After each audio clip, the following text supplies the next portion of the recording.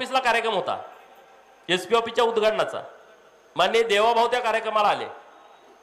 तिथं जयंतराव, विश्वजित, विशाल पाटील खासदार, हितले आमदार, आणखी 1-2-3 आमदार सगळे होते.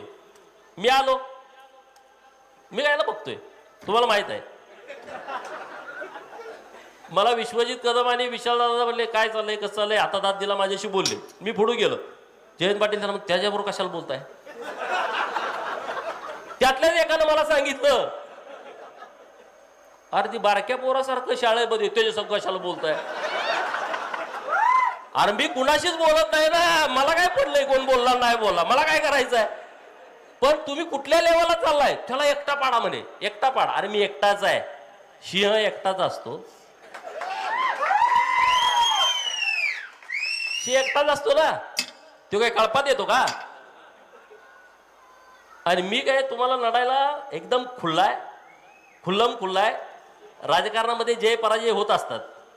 एका विजयानं कुणी सिकंदर होत नाही आणि एखाद्या पराभवानं कुणी संपत नसतो. ही राजकारणाची आमची पद्धत आहे.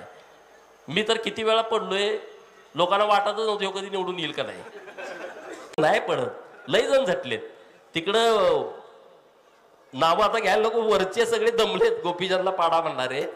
तुम्ही पाडायचा लांबचा विषय आहे आणि माझं काही कुणाशी शत्रुत्व नाही. परंतु जर तुम्ही त्या पद्धतीनं खुणसी भावनेनं आमच्या विरोधात जाणार असाल, ज्या दिवशी रणांगण लागेल ना त्या दिवशी फक्त पळावंच लागेल, दुसरं काय करावं लागणार नाही, पळावं लागेल. एकदा रणांगण लागू द्या.